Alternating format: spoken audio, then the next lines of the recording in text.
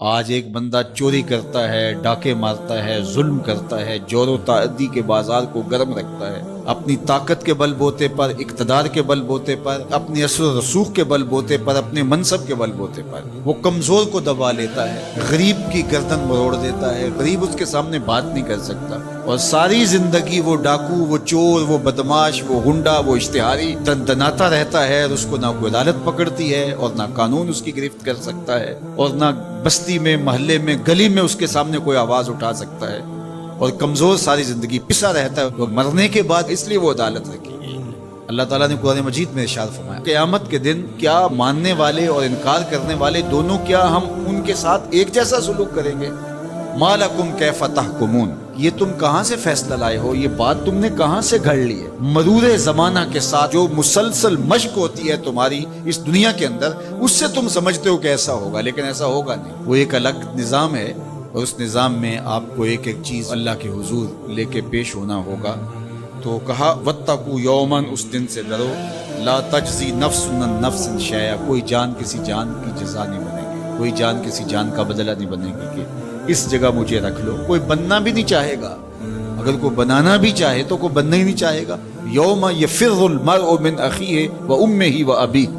اس دن باپ بھی کہے گا کہ میں اس کا ذمہ دار نہیں ہوں، بیوی کہے گی میں اپنے شوہر کی ذمہ دار نہیں ہوں،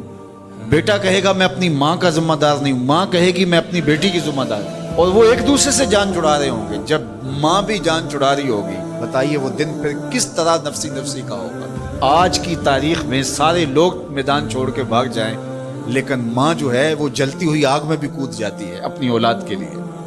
لیکن وہ دن اتنا سخت ہوگا کہ ماں بھی چھوڑ دے گی، ماں بھی کہے گی یہ اس سے پوچھو، میں اس کی ذمہ دار نہیں ہوں۔ اللہ اکبر۔ تو کہا وہ دن آنے والا ہے، آج تم نے دنیا کے اس رویے سے اور اس طرز زندگی سے، اور جو تم زندگی گزارتے ہو اس سے تم نے یہ نتیجہ نکال لیا ہے کہ آخرت میں بھی ایسے ہی چلے گا، ویسے نہیں ہے۔ اور اگر آپ ناراض نہ ہوں، بعض اوقات خوش آمدی مریدین پیروں کو اس قدر کہتے ہیں کہ آپ تو بخشے ہوئے ہیں، آپ تو کامل ہیں، اور آپ تو پہنچے ہوئے ہیں،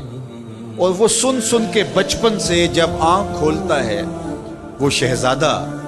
آغوش مادر سے جب نکل کے وہ خانقاہ کے ماحول میں آتا ہے تو وہ یہی سنتا ہے کہ یہ کوئی الگ مخلوق ہے، تو آہستہ آہستہ اس کی طبع کے اندر بھی یہ راسخ ہو جاتا ہے کہ مجھے تو کوئی پرسش نہیں ہوگی، میں تو شریعت سے، قانون سے، اخلاقیات سے مبرہ ہوں۔ ہم نے دیکھا ہے کہ پیروں کے بیٹے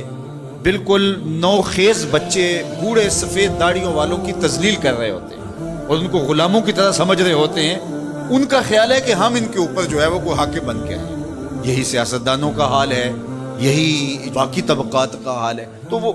ماحول ایسا ان کو دیا جاتا ہے، اور وہ پھر آہستہ آہستہ یہ سمجھتے ہیں کہ ہم تو بخشے ہوئے ہیں، اور ایسا ہوتا ہے کہ وہ بیچارے دعا سے بھی محروم ہو جاتے ہیں۔ میں نے دیکھا ہے کہ جب لوگ فوت ہوتے ہیں تو بالخصوص جو اس طرح کا ماحول ہوتا ہے وہاں، تو وہاں پیر صاحب کے لیے مغفرت کی دعا نہیں کی جاتی، ان کے وسیلے سے اپنے لیے دعا کی جاتی ہے۔ تو یار کیسی محرومی ہے کہ جو دعائیں مغفرت کی، غفران کی، باوجود کے پیغمبروں کے دامن پہ کوئی گناہ کا دبا اور داغ نہیں تھا،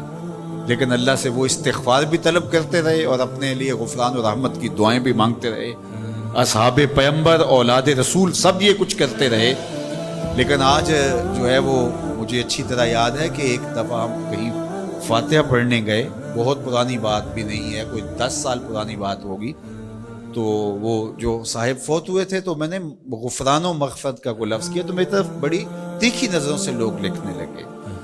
یعنی کیا آپ ان کے لیے مغفرت کی دعا کریں گے؟ یعنی یہ تو بخشے ہوئے ہیں، میں اور آپ کسی کے لیے گمان کر سکتے ہیں، دعا دے سکتے ہیں، لیکن قطعاً کہنا ہمارے لیے مشکل ہے۔ تو پھر کیا کریں گے؟ ہم دعا مانگیں گے۔ نیک سے نیک پارسا شخص بھی ہو، ہمیں یہ بتایا گیا کہ اس کی خوبیوں کو بیان کرو، اس کی اچھائیوں کو بیان کرو، اس کے اچھے اعمال کا ذکر کرو، اور اس کے بارے حسن ظن رکھو، لیکن اس کی مغفرت کے لیے دعا کرو۔